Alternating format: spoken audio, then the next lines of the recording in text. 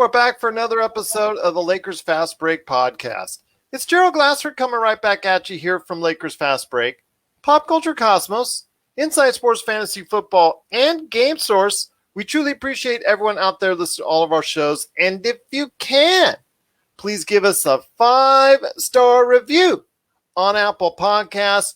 Plus, if you can like, share, subscribe, follow, or do anything that you can to support us right here at the Lakers Fast Break, LakerHolics.com, and also the Hoopheads Podcast Network on hoopheadspod.com. Yeah, if I can get that right. hoopheadspod.com. It'll sound so much better in post.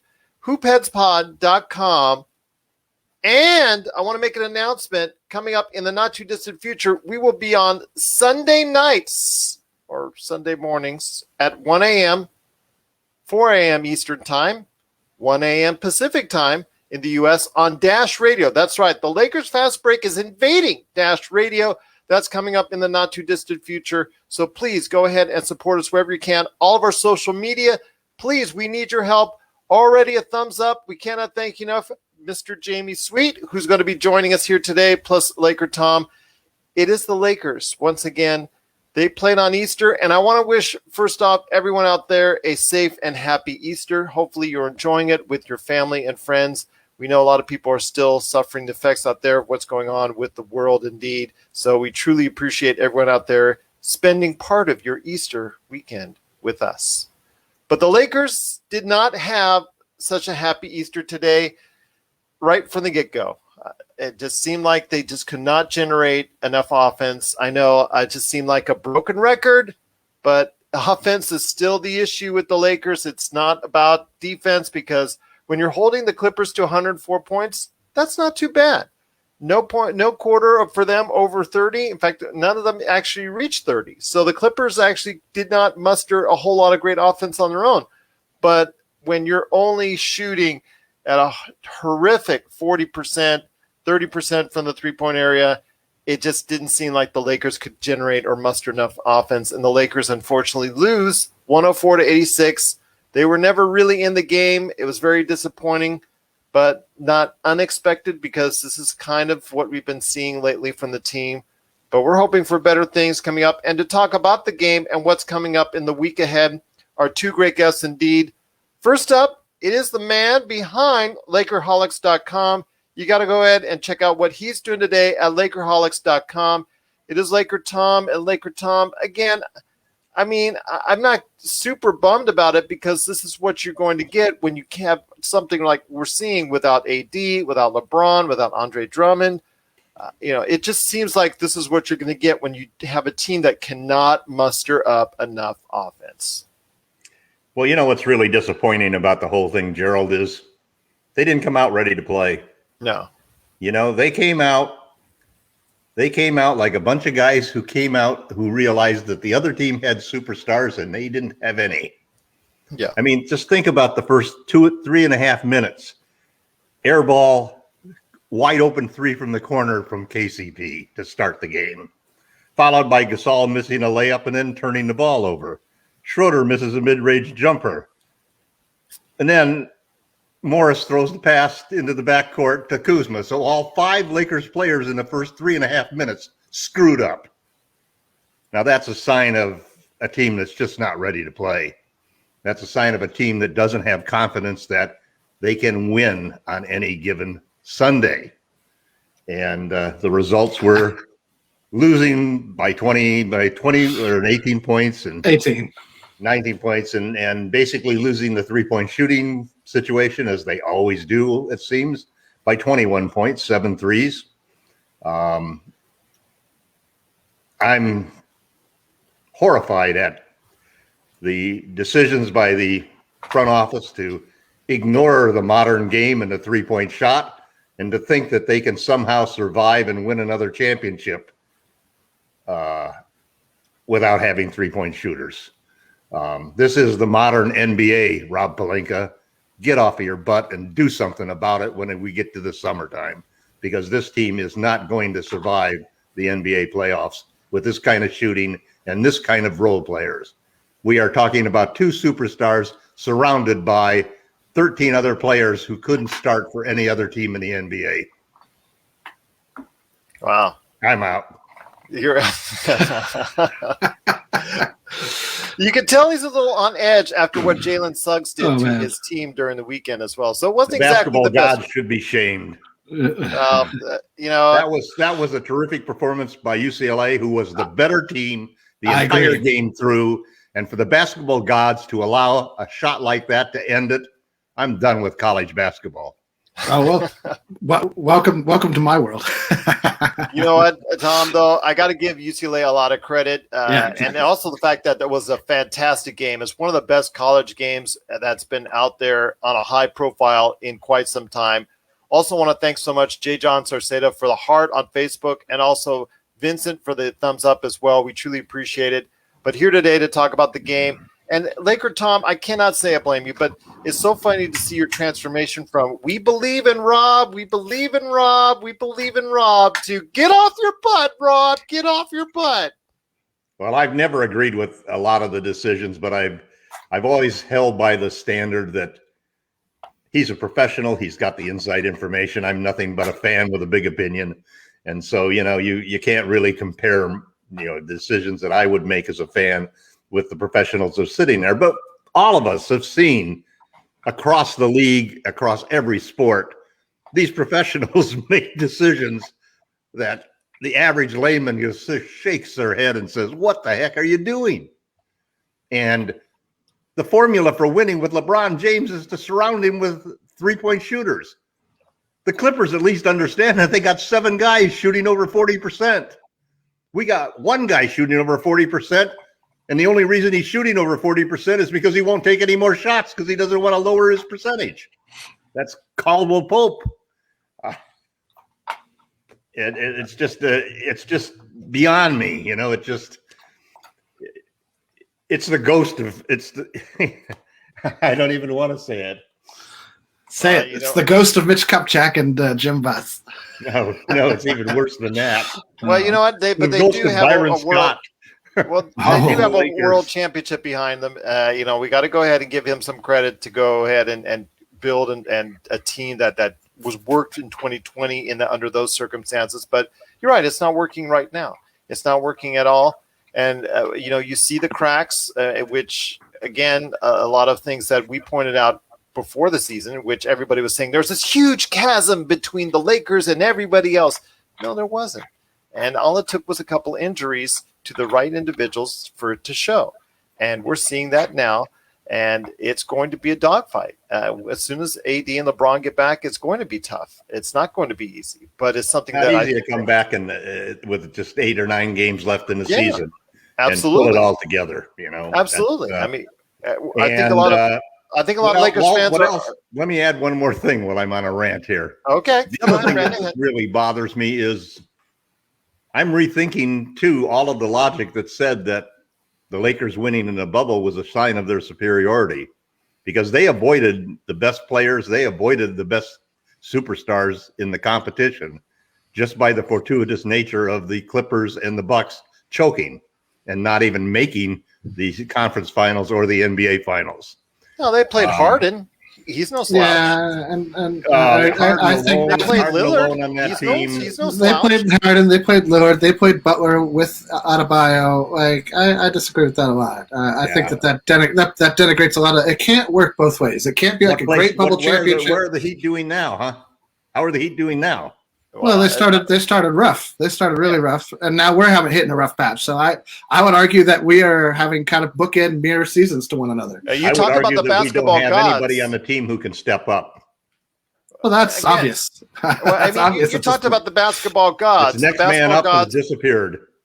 Well, you talked about the basketball gods. The basketball gods are not on our side right now. And again, this is a team that was clearly made for 2 individuals to be on the floor with them. And without them, obviously there's a lot there that's missing, especially on the offensive side.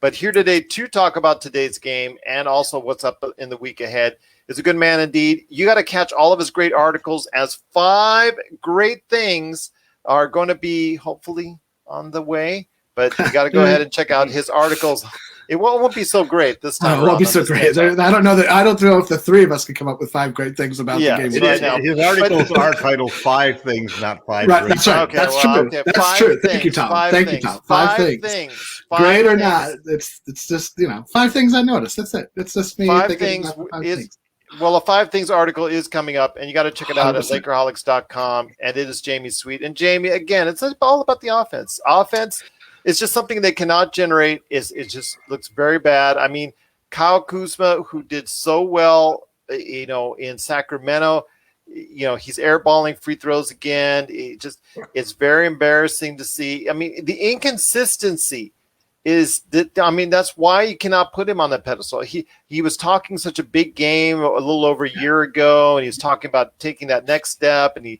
hear all this from him, and then you see all this, and then even after the 30-point game, you hear his comments after the game, and you think, okay, can he take that next step? He's not, and I'm not sure if he ever will consistently, at least on the Lakers, as far as that's concerned. Well, this has been a great like little window into. I mean, first off, we have to be realistic. Like, the Lakers are missing 48 points per game in LeBron James and Anthony Davis. You can't just take that out of a team and expect that to magically appear from anywhere. Especially not with a coach like Frank Vogel, who just doesn't have a lot of interest in coaching a dynamic offense. He wants the offense to make the simple reads, make the extra pass. That's a very, that's like high school basketball style things you tell your team.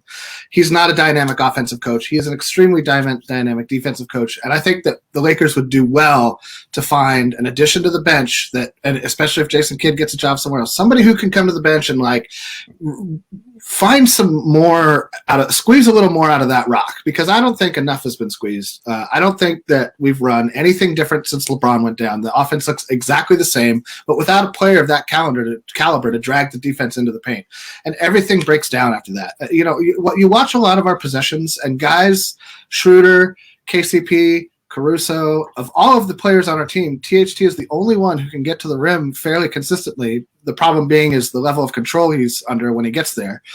But that's a skill that I think he'll develop in the next year or two, which is exactly why I think the Lakers didn't trade him. Whether that was a good idea or not, I tend to think it wasn't, depending on the player we could have gotten. That wouldn't have been a sticking point for me. But again, like Tom said, we are but fans, and there's probably, hopefully, please, some bit of information that we're lacking that Rob has, that he was like, Kyle Lowry, whatever. But anyway, I thought tonight, I wasn't surprised. I was very disappointed in how we started the game. We played great defense tonight. We only the Clippers didn't even shoot 10 free throws as a team, so we held them to the point total that they had by playing good defense without fouling. Clippers have better shooters. They have their superstars healthy. And they got Patrick Beverley screaming at the other team when they try to shoot threes on the other end. So all of that, I think, was a big recipe for a Laker loss. And the other thing I think it's important to note is that, Tom brought up the bubble, and so there are actually some similarities as to what's happening right now. There's only one major difference. The difference being the cushion that the team last year had versus the non-cushion this team will have going into the playoffs this year. But we're going to essentially get the same version of LeBron and AD, where they come into the playoffs rested. They have what feels like a scant number of games to tune up their games and get things going with the team. And then everything's going to matter again. I think the Lakers are probably going to be a play-in team. And to be honest, normally I would say that that's a problem. I think for this team, and I know that anything can happen in the game, but I think for this team, extra games are important no matter where they come from, no matter what the stakes are. This team, once AD and LeBron are back, there's not going to be practices. We already know that. So this team is going to need some time to cohese and to gel. And that's my biggest concern. But I think that if any superstar can walk into a situation like this and make it, any two superstars really, it's not like AD's game is going to change. Like, he's going to come out and play exactly like he's always played. He's going to take shots that are there. He's going to create offense for himself. He's going to play hard on defense. And LeBron James is going to be the same way. Might their jump shots be a bit, or might their legs not have a lot of minutes in them? No, but that's kind of a playoff recipe anyway. So I think that provided we don't fall to 10th place, I think that we're going to be fine. I don't think there's any team that when we're clicking, and there are 3 players who I'm disappointed who haven't stepped up. Everybody else, I'm kind of okay with it. because that's what they're not. They don't have big contracts. Not much is ever expected of them, and they are the ultimate role players. So like the Markieff Morrises, the Carusos, the Matthews, while like I would like for them to play better, I don't really expect them to play better. But for the KCPs, the Schroeders, and the Kuzmas, guys who signed big deals or are looking for big deals, who are trying to show that like they're this next big thing in the NBA, they're not doing it. One of those three has to really. Those are your starters. Right, those are the guys who have the ball in their hands the most. Well, in theory, I don't know what I think. KCP must be a union guy because I feel like he gets 15-minute breaks where I don't even see what he's doing. I look around the warehouse and there's no KCP anywhere. He's like standing whether he's in the game or not.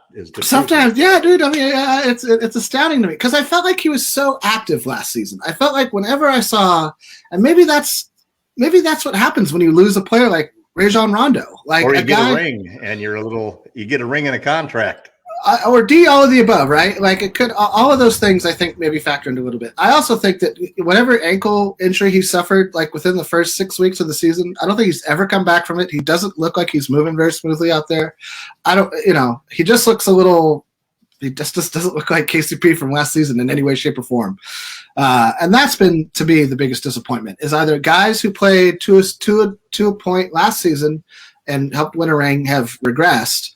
And I would put Caruso in that list as well. I thought Caruso had a much better season last year than he's had this season overall. Although that three-point shot looks like it's rounding back into form. So that could be a good thing, especially when LeBron comes back. If he can get that going for the playoffs, that would be huge. Anybody, I don't care who it is, who can get the three-point shot going. Two guys need to be able to hit the three, one off the bench, one as a starter, or this isn't going anywhere. It doesn't really matter what two guys, and I think essentially that's what Vogel and Ra, that's what they bet the farm on last season. It's not all that surprising to me that that's what they bet the farm on this season. And we'll see where this goes. I guess we should expect Andre Drummond back on Tuesday, theoretically, right? So we'll see. Theoretically, right? So that could be a little bit of a boost, but I'm not gonna lie, I wasn't really wowed, and it's hard to judge him on that in that amount of time. It's a poor thing. It was just a disappointing showing on account of everything. Just another injury. If he comes back on Tuesday, that is at Toronto, aka Tampa. So. They don't have the. They don't have a center. Echelon of center. Yeah, they I guess technically they do. Actually stunk up the joint for all season. All season. I think he should be able to go ahead and play decently, if not well, in that game coming up on Tuesday if he's healthy. Francesco Gironda, wearing this shirt is not for these players who played tonight. Save themselves in a few. Kuzma is a disaster. It's just a matter of consistency, LakeerTom. I think. He's the one individual I say the most. I know everybody points to Schroeder. I know everybody points to Montrezl Harrell. I thought Montrezl Harrell would come out with more fire today. I was kind of disappointed in seeing his effort because obviously he always should, in theory, knowing his mentality, want to make a statement against the Clippers. But with Kuzma, it's just a matter of I don't know where his head is at from one game to the next.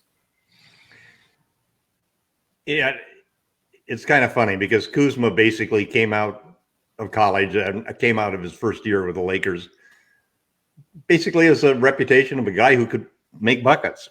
And and that was about all he could do. He wasn't terrible on defense. He didn't really distribute the ball and didn't rebound. Wasn't a rebounder, Right, exactly. So then, he gets put in a situation where the Lakers bring in two superstars who play the two positions that he can basically play, the 3 and the 4. And so all of a sudden there's no route to being a starter. So what's the guy do? He goes out and all of a sudden really understands that, okay, if I'm going to be important to this team, if I'm going to get a contract, I got to do the little things that are needed to fit in with LeBron and AD. And I'm not going to worry about starting and so forth. And so he becomes a better defender. He becomes a better rebounder. He becomes a better passer. And the truth of the matter is that those really are the strengths of his game, the diversity that he has. He's not a specialist in that sense. He's a jack of all trades and a master of none. And that in many ways is better than most of the other role players the Lakers have, who are masters of nothing but jacks only of one or two trades. They're all flawed players, and the problem that the Lakers have had, and some of this you can give to the defensive side of the ball because they're not going to bring in guys who don't play defense. Some of it you can bring into the attitude because they're not going to bring guys that aren't team players. And so you see them turn down opportunities left and right through the last 2 years to bring in guys who get buckets, because those guys who gets buckets, there's something about them that doesn't fit with the sort of team first, defense first mentality of the Lakers. And in many ways, I think that has capsulizes what the flaws of the roster are, that they don't have guys who can step up and get buckets when you need them. And the players who can do that, they're usually stars who are willing, that come onto a team and are willing to sacrifice and take a lesser role because they want to play on a championship team. And then when needed, they have that ability to come out and get you 25, 30 points a game consistently, because they once were scorers. They proved that in the league. And that's one of the things that I think has been a misjudgment by the Lakers front office, that they did not make sure that we at least had one or two of those guys, whether they were, and listen, I've probably been on that same side, whether it's been a DeMar DeRozan or a player like that who maybe doesn't fit the mold in a lot of ways, but there are times during a long season and in a playoff situation when those are the difference makers. The guys that you can have will come up and step into it. The guy who was that position last year for us was playoff Rondo. He made such a huge impact in the playoffs that he was the third star. He overshadowed KCP. He became so important. And he's, again, one of those players who has that ability. A guy who's proved it in the past, maybe doesn't do it every day in the regular season. But when you call upon him to do something, when you really need it, he could deliver. And we're going to miss him sorely when we get to the playoffs this year. We miss him now. Yeah, and so just the knowledge he brings to the game. Roster construction always looks different in retrospect. It's really great to have that rearview mirror to look back there and say, whoa, we should have thought about this and that. So my hope is that the Lakers see what's happening now, and win or lose. And this is really important. I mean, win or lose. Even if we win, we cannot forget what we've learned right now about the construction of this roster. We lack shooting. We lack playmaking. We lack rim protection. And if you don't do something this summer to fix those things, whatever championship we won last year, and even if we won this year, will be the last championships that this team will see with LeBron and AD, because the league is getting tougher. The teams they're putting together are all improving, and it's going to be hard to go against a team like the Nets with three superstars. And the window for LeBron is closing. Let's be real about this. The window for LeBron is closing. Two major injuries 2 years in a row. 2 out of 3 years. Does it right there. 2 out of 3 years. Yeah. I think that wasn't somebody fell into LeBron. That's not something LeBron breaking down. Solomon Hill fell into his leg. Like that's very different. I feel like. Play, man. Right. It was just a chaotic play. Your fellow pro athletes. I mean, he was going for. I didn't fault Solomon Hill for that. I thought he was going for the loose ball. I mean, would it have been nicer if he had kept his bounce? 100%. But I mean, we could say the same thing about Lamar Odom rolling into Andrew Bynum's. It happens in basketball. And Kobe. Kobe, right? Right. It happened twice to Andrew Bynum, 2 different knees. So those are unmalicious plays. I don't fault Solomon Hill for trying hard. I would want him to try hard on my team. I don't fault him for trying hard. I fault him for being reckless with somebody's career. Yeah, I mean, I don't think he was intentionally reckless. I think that's LeBron being reckless and that he chooses to play a professional sport. Intentionally reckless it's careless reckless. Well, I mean, right now, THT plays with a careless recklessness. It was a basketball play. Driving fighting for the ball. The ball was on the other side of LeBron's legs in that play. I've watched it over a number of times. I don't think it was a dirty play. I don't think it was a dirty play. I don't say it was a dirty play. I'm saying it was a reckless play. It's when the play that could have injured somebody. Yeah, I don't know. I mean, point is, it happened, and we should have gotten a flagrant one, just like landing underneath the person's jump shot. Well, I thought Gasol should have at least gotten an and one on one of his threes today because Zubac came out of nowhere, just crashed into him on the end of a shot. I mean, this is the NBA. These things are going to happen. After the first 3.5 minutes, I turned the sound off because I just couldn't stand Van Gundy's ramblings and ravings about stupid things that don't matter. Yeah, I don't listen to ESPN or TNT if I can avoid it. I'm a Spectrum Sportsnet guy, and I'm happy to listen to Stu Lance and Bill McDonald. Still one of the worst trades of the Rob Pelinka era is the Zubats trade, but we 100%. I mean, the only other thing was like when you let guys. I think the only other worst thing, and I don't think this happened. Well, this kind of happened on Magic's watch. We let Randall walk for nothing. That one I thought was one of the most egregious to not get anything for that caliber of player, especially when you see how he's tearing it up in New York right now. You're like, how could you get nothing for that? I mean, for a team that is going to be starved for first round. He's grown a lot since he left. Well, and that would be so. Then he is adopted and evolved from the individual that he was playing for the Lakers. That's agreed. We have a parallel with Dennis Schroeder. I don't think you could have foreseen the way Julius Randle has developed in that fashion, become an all-around player. He's really become a proficient three-ball shooter. The three-ball I never saw. I always thought he would be a pretty good playmaking forward and get into the paint. Free-throw shooter, so you wouldn't really expect him to all of a sudden flourish on the three. And maybe, it could be an outlier. Could be an outlier like Schroeder's three-point shooting last year. Or KCP's three-point shooting last year. Yeah. No, that's the nature of professional. No, that's the nature of professional sports. Things ebb and flow, and sometimes it's season to season, and you just need to take a step away and hit the gym and get your mind back right. When it comes to Kyle, well, that's what I think is going to happen. I think Kyle Kuzma is going to get traded to somebody, and I think it's going to be for a decent player. I think that the Lakers are probably, and this is the summer, obviously, and it's impossible to say how things will go. And this is probably putting the cart before the horse a little bit in terms of first we have to get through the regular season and the playoffs, and all of that could all of what happens then could change what everybody's saying. But if you were to start the summer today, I think you could pretty much say Kyle Kuzma is going to get traded, and the Lakers aren't going to. If you can, I don't know. Yeah, you can probably package. It's ballast. It's salary. Yeah, you have to put KCP and Kuzma together to generate interest. I feel like, and then attach a THT or I don't know what first round pick coming down the pike will be able to actually trade. That's not deferred to New Orleans or. I don't think they should trade their first round pick. I don't either. I think they should keep them for as long as they can because they need to restock the farm a little bit. They're going to trade them. They're going to trade the current one and the 27 one. But you can't trade the current one yet. You can't trade the current one. Gerald, no, you can't. You're wrong. You don't understand. It's deferred. No, I didn't say they wouldn't. I didn't say. Hold on. Time out. I didn't say they wouldn't. I just said that legally they cannot right now because legally they can't. But they'll make a deal, and it's agreed upon all the time.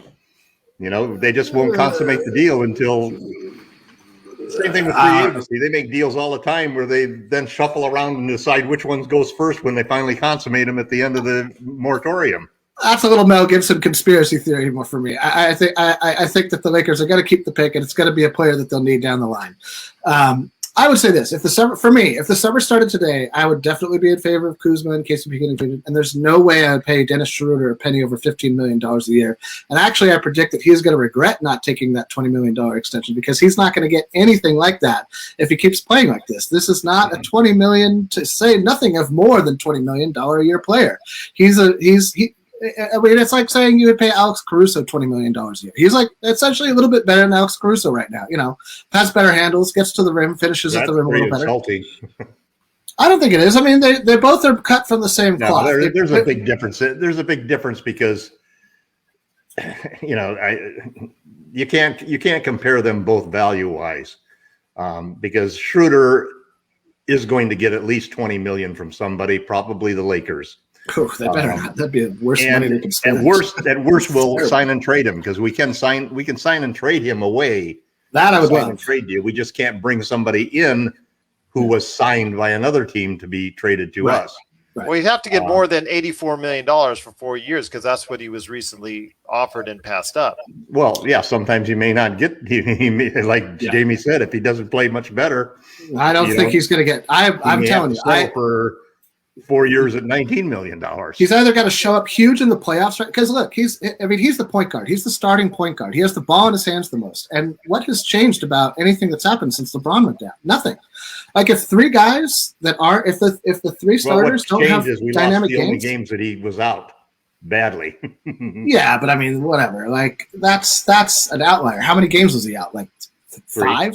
Three, right? I mean, a handful of games at best, right? So that's not a very large sample size to be like, oh my gosh, this guy's amazing. He'll be replaced at point guard. I sure hope so. I mean, I will say this: as the sole owner and proprietor of Team Run It Back this last summer, I would just like to say we should have run it back because that's what would have made sense to me last summer. It made sense to me most of the year. It makes sense to me now. If you look at Lakers who are not on the Lakers anymore, how they're playing, aside from Rondo, who did his normal Rajon Rondo thing in the regular season, be like, oh, this knee. Oh, there's no way I could play for the first 2/3 of the season, I don't think. God, so painful. Now he's going to play great and help the Clippers probably win their first NBA championship. He didn't look too good today. A lot of turnovers and lousy defense. Yeah, that's how he looked in the regular season all last year. He would make bonehead plays, but then when it mattered, he locks in. And that's a mentality thing. That's what I don't see. You said it at the beginning of the show. Like the mentality coming out of the gate was wrong. The mentality of the players who aren't stepping up is what's holding them back. It's not that they can't make jump shots. We know that Kuzma can score. We've all seen it. Right. It's not that Schroeder can't be a good point guard. We saw it last season as the backup to Chris Paul. All of these things aren't untrue now that they're Lakers. It's just that they aren't finding it within themselves. Opportunity with this. Right. They're dropping the ball on their chance to shine. And so that's why I don't think that some of these guys, Kuzma's lucky he just signed his extension. AD's lucky he signed his extension in the summer because there's no way he would have gotten, it would have been very interesting to see what would have happened this season if AD had not, the number of games that he's missed, the way that he had to drop down from the season before to this, if he would have gotten as much money as he would have gotten this summer. I think probably he would have because the Lakers gave away the farm and also Grandma's house and the. Well, we didn't. We really needed trading pieces. We really needed trading pieces. 100%. And that's why those salaries are so we could trade for guys who were making more money. Which we didn't do. I know, which was sad. which I know drives you mad. It doesn't drive me as mad as it drives you. It's like Schroeder. If you want to make Schroeder an effective player, you don't pair him with a guy like KCP, who is right. You pair him with a guy like Kyle Lowry, who shoots 7 threes a game and can handle the ball, so he can play shooting guard because he's got speed. He plays good defense. He's got attributes that could really. I mean, and that's a solution that they're going to have to make if they're going to keep Schroeder. They're going to have to find a real point guard who really shoots the ball. That's what happens when he plays with LeBron, right? Now he is in essence the off guard. LeBron controls the ball, and then KCP gets to stand in the corner and nobody cares.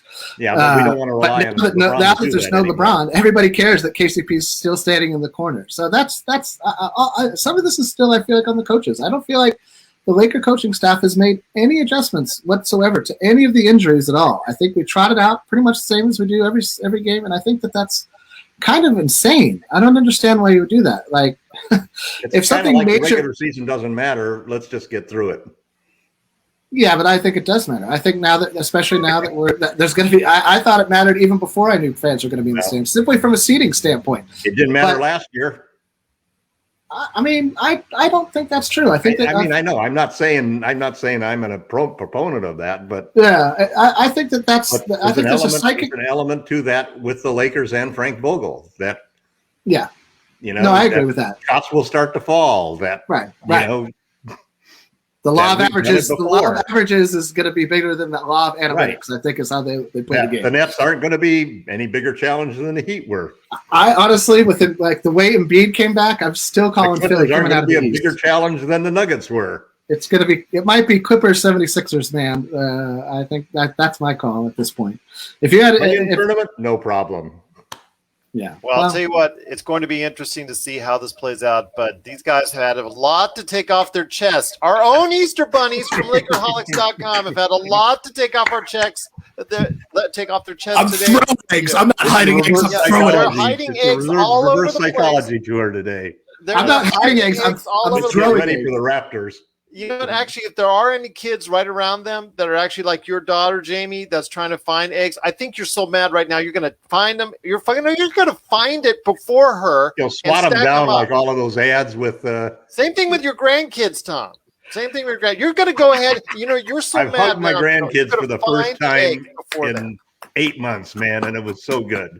Nice. You're going to find the eggs, and then you're going to give them the basket and say, "Here you go. I did the work for you." I'm so mad right now. The Lakers are angry, making me angry. And also, I'm mostly angry at the Bruins game. Heck, that's just ever since that game, I've just been on a tirade. Jalen Suggs is really good. He's actually up on my list. What? None of those guys. Here we go. On Gonzaga are going to be anything in the NBA. You watch and see. Especially that big center. I disagree. Okay, Timmy may. Right. Timmy won't even be a lottery pick. Timmy's not going to be a lottery pick. He's going to be right around where the Lakers are. He ain't going to make it. He's going to be a scrub.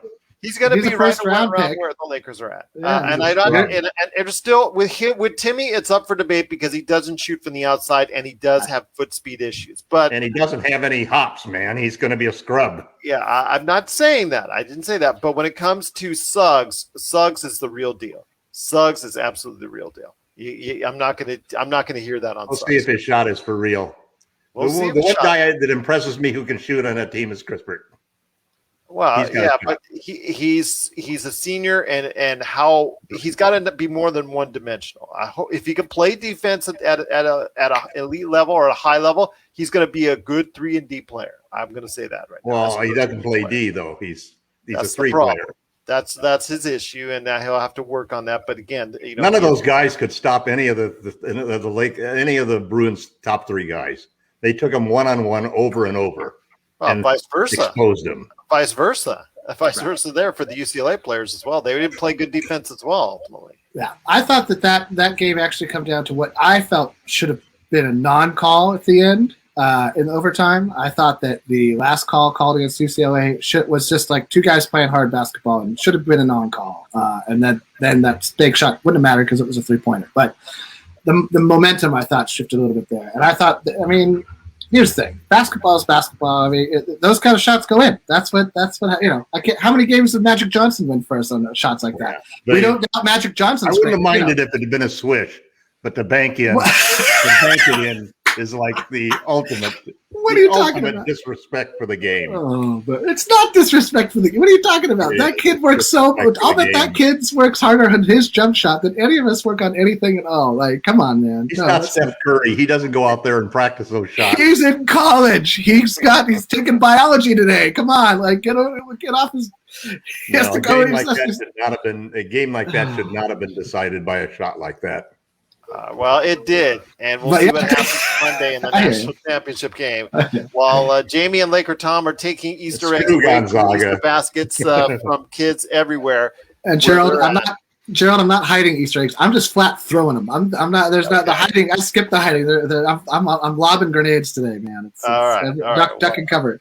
My girls are a little too old now. They did color some Easter eggs for some kids, for my wife's work and to their families. But I thought that was really cool. But it's cool. Yeah, I go, do you want me to hide some eggs, girls? They're like, no, Dad. No. But again, it is. So you should have your eggs. You should have your kids hide eggs for you and make it like a real challenge. Put $20 bills. Yeah, that's going to put $5. I'll just crack the shell, put salt on it, and eat it because I like boiled eggs. Me too. That's what I'm saying. There you go. But anyways, it is the Lakers Fast Break. We truly appreciate everybody watching and listening. But before we head on out, I want to go ahead and hit you guys up with this. Not only with 5 things from Jamie Sweet, and also as well LakeerTom with his great articles, but the Lakers do have a road trip to go to. This is actually game 2 of the Lakers road trip. We're going 4-3 road trip. They're 5th place right now, 31-19, dropping down in the standings as we expected. They're on for the next week and a half on the road. Yeah. It's kind of concerning for us as Laker fans, starting on Tuesday in Toronto/Tampa. So I want to hear your thoughts, Jamie, on the road ahead. It is, again, they'll be playing, I guess, the next 5 games on the road. Yeah. They've got games in Miami, in Brooklyn. It really doesn't get much easier for them right now. And they also have games against the Knicks and Charlotte who've both been playing, depending on which day of the week it is, pretty good and not so good. So I want to hear your thoughts coming up on the next 5 games for the Lakers and how you think they'll do. I mean, the pessimist / realist in me will say 1-4. But I think that was before Hayward went down. So actually, I would say 2-3 because I think we'll be. That team's. If we lose to Charlotte, as underhanded as they are, then I don't see a lot of hope for any of these guys in the playoffs. That's the kind of game you have to like take it upon yourself to go out and win. Not like let the win come drifting to you from across the ocean, but go out and grab it, yank it down to you, and say you're mine. And frankly, that's how they didn't come out that way today, and they have to come out like that every game. They're not going to win if they come out like, maybe we just might win today. Huh? That could happen. I don't know.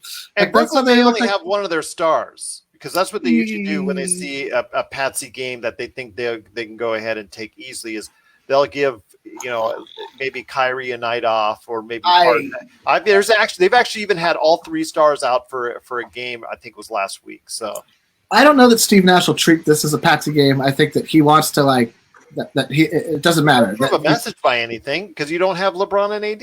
You don't. The Clippers statement game today. It doesn't make a statement because you don't have LeBron and AD. No, but it doesn't make a statement to the public. But it's more for the guys in your locker room. It's more for the Lakers. Everybody. That's the first truth. Everybody likes to beat the Lakers. When you say the W's next to the games against the Lakers in your win-loss column, you go, all right. It doesn't matter when we had Brandon Ingram and Lonzo Ball. You think people didn't love beating the Lakers against the? Yes, of course they did. It didn't matter. It doesn't matter when LeBron's hurt or not hurt. People like to beat the Lakers. But I think that for guys like Reggie Jackson, Zubats, this is a statement game. Like, these are guys who haven't proved anything in the NBA at any level, really, other than they can stick.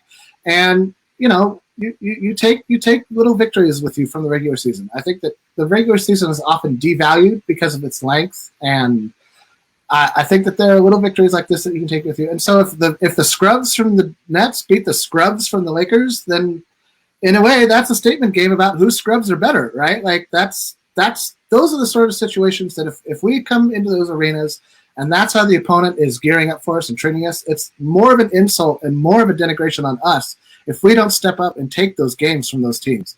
This is a real chance for the Lakers to redefine their season. Oftentimes on the road, the Lakers have redefined their season. Can it happen this term? I haven't seen very many positive signs indicating that it can, but we'll get Dre back. So we'll see what that does. I think we're going to beat Toronto. I think we're going to beat Charlotte. I think we're going to lose to New York. I think Julius is going to want to beat up on the Lakers because they let him walk for nothing. And New Jersey is a wild card. He has to be let go. He has to be. Who? He has to leave. Who? Julius. He has to leave the Knicks? Lakers not to try to keep him. Oh, really? Well, yeah, but that doesn't mean you can't get something for him. You know what I mean? Like that's what. Oh, that's nice and all, but that doesn't mean you just be like, all right, you know what? You're the number 7th pick in the draft, and we've spent all these time and resources rehabilitating you and working on your game. But yeah, you get out of here, buddy. See you later. I don't see it, but it is what it is. So there's no sport over crime. Yeah. But again, it is the Lakers going ahead for the next 5 games out on the road. LakeerTom, you're the eternal optimist with the guy has been often been accused, usually by me, of having those rose-colored glasses on. But lately, they've not been rose. But you're going 3 out of 5. 3 out of 5. All right. See, that's the optimist. I'm going 2 out of 5. I'm going 2 and 3. But what are your thoughts on how you think and where you think the Lakers will win? Well, I think we're going to beat Toronto. I think we're going to beat New York. And I think we're going to beat Charlotte. All 3 teams don't have any bigs. So those are the games. See, that's the problem with this team. If you go out there and you're facing a team with a superstar, these guys just crawl into their shells and they come out and play like they did the first 3.5 minutes today. But if you come out and you're playing the Kings or you're playing some of these other teams that don't have a superstar, all of a sudden then they feel like, hey, we have a chance, and they'll come out and they'll play a better game. And it's just the personalities that we happen to have on this team. There is no next man up mentality of this team at this point in time. So whenever they feel like they have to be a next man up to win a game, they're going to lose that game. And that's why they're, and the other thing that's funny too is that you don't see teams fall into Jamie's Admiral Akbar treat and have trap games when it's the Lakers. Oh, because if the Lakers are missing, if the Lakers, Sacramento fell into it. Jamie's absolutely right. When the Lakers are missing players, that's not a trap game. That's an opportunity game for them to get revenge. Sacramento fell into it. Yeah, but no, Sacramento didn't fall into it. Yeah, Sacramento just wasn't good enough to do it. I don't know about just like that. the Knicks aren't good enough to do it, and the Raptors aren't good enough to do it. And a lot of it has to do with size. If we go up against a team with size, we have real problems right now. No. But, okay, when it comes to Toronto, we don't want to go ahead. I mean, Toronto's just, you don't know what team you're going to get. They've been, for the most part, disappointing, but they do have that 50. Well, Kyle Lowry will probably have a 40-point game. Yep. They did have that 53-point win over Golden State recently. Yeah. So we got to go ahead and keep that in factor, which team will show up as far as it's concerned. But again, it is the Lakers, unfortunately, getting hammered here on Easter Sunday, 104-86. But that doesn't mean we don't wish you a happy Easter out there, even though we didn't exactly have the happiest Easter with us, with the Lakers. But before we head on out, LakeerTom, you're going to have some angry rants, not only here on the Lakers Fast Break, coming up in the not-too-distant future, but also as well at your awesome site, LakerHolics.com. My next article is going to be the big trade that the Lakers should have made and need to revisit. Now I'll leave it at that. Okay, fair enough. Yeah. Well, but again, LakerTom is going to put a little more. He's got a lot of articles upcoming for LakerHolics.com. Plus, also catch his site, Medium.com. Also, want to thank everybody that was watching and listening from all around the world. We truly appreciate you checking in with us. Once again, this is the Lakers Fast Break. If you have any questions for us, at Lakers Fast Break on Twitter, at LakerTom on Twitter, Jamie Sweet, you can always get a hold of him through us, LakersFastBreak@yahoo.com, or just put a comment today, LakerHolics.com. I do want to again announce that coming up in the not-too-distant future, we will be on Sunday mornings, 4 a.m. Eastern, U.S. time, 1 a.m. Eastern. We'll be on Dash Radio. That's right. We'll be a part of Dash Radio as part of the Hoopheads Podcast Network. Of course, catch all their great shows today at hoopheadspod.com. But once again, yes, go ahead, LakerTom. Now he said he was abrupt. For the first time ever, he was very abrupt and short, but now he has to say something. Well, I just wanted to add a couple of things that we made some changes at LakerHolics.com, and Jamie is now the associate publisher of the site. And we have a brand new 5 Things page that has all of his articles there, so that you can go back and go back through the history of it and follow those things and replay those articles. There's just a lot of great stuff that you'll find on there. So I want to thank Jamie for his constant participation in the site. He's one of the movers and shakers that really keeps everything going on the site, and I can't thank him enough for all of that participation. Pleased to have him as my partner in publishing the site. Thank you, Tom. Sounds like you should be walking around with an attaché case or something, just right there, going into your local Starbucks. I don't know. I might have one somewhere that I've put old tax forms in there or something. There, okay, fair enough. You just look busy. Just try to look busy. Make sure you get that office window space that overlooks the city. There you go. All right. That's what I'll be. My green screen will be my office on the 78th floor. After you eat all the hard-boiled eggs. That's but right. I guess I'll tell you what, I do want to go ahead and say congratulations to Jamie Sweet, but also LakerTom and all their efforts. Sean Grice, a.k.a. Magic Man. We miss you, brother. I hope everything's well with you out in Canada. No, I'm not even going to try that strange brew. Yeah, you're right. I used to. I could back when the movie was around in 1983, but I can't do it right now. So I can't do it. But again, it is the Lakers Fast Break. We truly appreciate you watching and listening. We'll be back on Tuesday. Plus, I'm also planning this week, I know we were talking about it, so hopefully we're going to be able to do it. Rafael Barlow, my good friend from NBA Draft Junkies and the man behind the hit show on the Locked On Podcast Network, Locked On NBA Draft. I loved his shows. In fact, he just had on one of my favorite guests, Michael Weisenberg, a Perspective Insight. You got to go ahead and check out their conversation on the Locked On Podcast Network. Please, it's a great listen. And of course, I'm hopefully going to have him on the show. We're talking about he's going to probably jump on a show this week, so I'm looking forward to that. But again, we will be back on Tuesday after the Toronto/Tampa game.